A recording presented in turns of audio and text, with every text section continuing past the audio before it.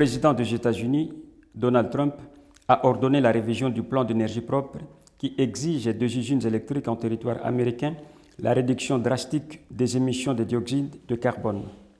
Le plan d'énergie propre a été lancé par Barack Obama, prédécesseur de l'actuel président américain, dans le cadre du changement climatique. Prenant la parole au cours d'une cérémonie à l'Agence de protection environnementale, le président Donald Trump, qui n'a parlé en aucun moment de changement climatique, a pourtant promis de, je cite, « mettre fin à la guerre contre le carbone ».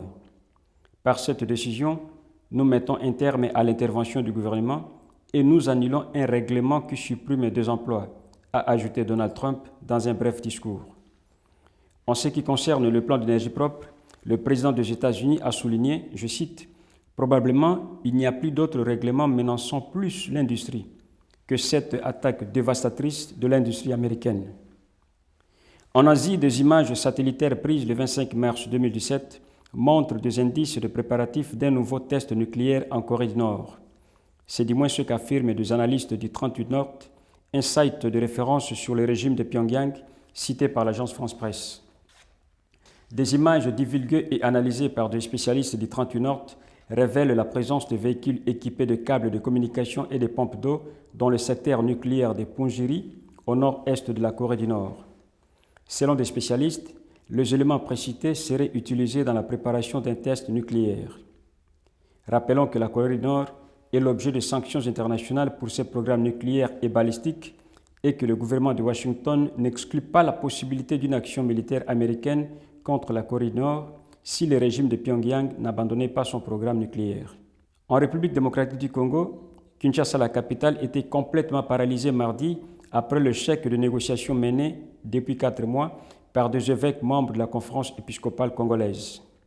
L'objectif des négociations était d'organiser des élections pacifiques dans le pays. À Kinshasa, la panique provoquée mardi matin par des affrontements a poussé les écoles, les magasins et le transport public à fermer leurs portes ou à paralyser leurs activités. Ces affrontements survenus dans divers secteurs importants de la ville ont opposé la population aux forces de l'ordre. Les négociations se sont terminées par un échec reconnu par les évêques au cours d'une conférence de presse à Kinshasa. Ces négociations avaient pourtant persuadé la population à s'abstenir des affrontements depuis le 19 décembre 2016, date ayant marqué la fin constitutionnelle du mandat du président sortant de la RDC, Joseph Kabila.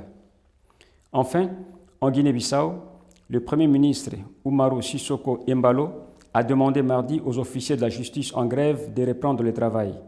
Le Premier ministre a dit qu'il cherchait à résoudre la question qui était à l'origine de leurs revendications. Interpellé par la presse, M. Duarte Okuname, un des responsables de la direction du syndicat des officiers de justice, a dit que l'actuelle grève allait se terminer le mardi et que la nouvelle suspension d'activité déjà prévue n'aurait plus lieu. Signalons qu'en l'espace de 2 mois et demi, les officiers de justice bissau-guinéens ont été en grève 2 fois, paralysant la totalité des tribunaux du pays.